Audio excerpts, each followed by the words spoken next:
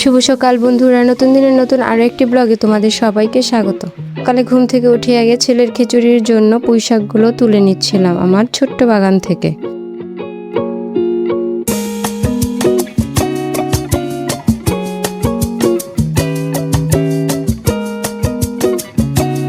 আর এদিকে মরিচ গাছটাকেও দেখছিলাম, অনেকগুলো মরিচই ধরে গেছে।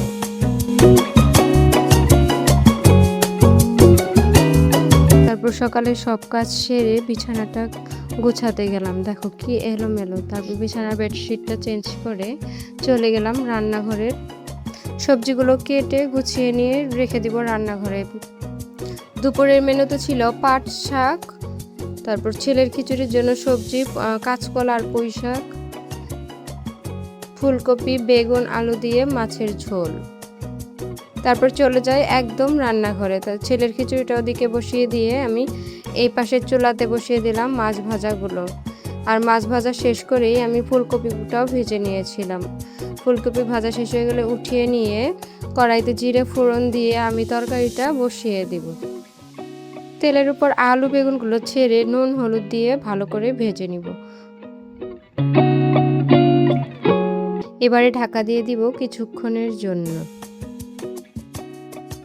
তারপর প্রচণ্ড খিদে পেয়েছিল, এর জন্য আমরা মামেতে বিস্কিট আর কিছু নিমকি খেয়ে নিলাম। কাটা তুলে তরকারিতে দিয়ে দিলাম মশলাগুলো, যেগুলো রেগুলার মশলা থাকে সেগুলো দিয়ে একটু কষিয়ে ঢেকে দিব। কষানো সবজিটাতে ভেজে রাখা ফুলকপিগুলো দিয়ে আরও 2 মিনিট কষিয়ে নিয়ে তারপর দিয়ে দিব ঝোল। এবার তরকারিতে দিয়ে দিব ঝোল। তারপর ঝোলগুলো একটু ফুটতে শুরু করলে আমি মাছগুলো দিব আর দিয়ে দিব ভেজে রাখা জিরের গুঁড়ো। তারপর তরকারিটা চুলায় রেখে আমার ছেলের স্নানের জল রেডি করে ওকে আসলাম স্নান করানোর জন্য। আর ওকে তরকারিটা নামিয়ে নিব।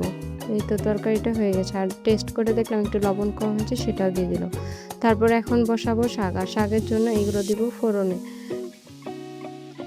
পেঁয়াজ, রসুন, শুকনো লঙ্কা আর কাঁচা লঙ্কা দিয়ে আমি ফোড়নে দিব। এটা ভাজা ভাজা করে তারপর কড়াইয়ের মধ্যে দিয়ে দিব সেই শাকগুলো।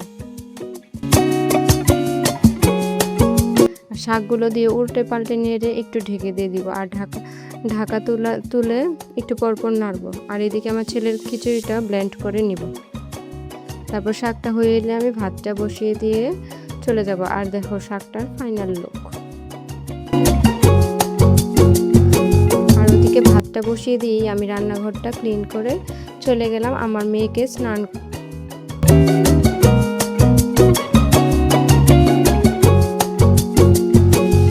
মেয়েটাকে একটু কুলে নিয়ে আদর করে ওয়াশরুমে নিয়ে গিয়ে ওকে স্নান করানোর জন্যে নিয়ে গেলাম।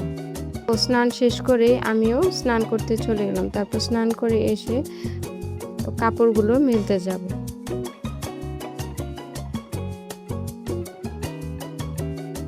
তারপর বেলকনিতে মেলে দিলাম বড় কাপড়গুলো আর ছোট বেবিদের কাপড়গুলো মেলে দিলাম আমাদের ঘরের জানালাতে।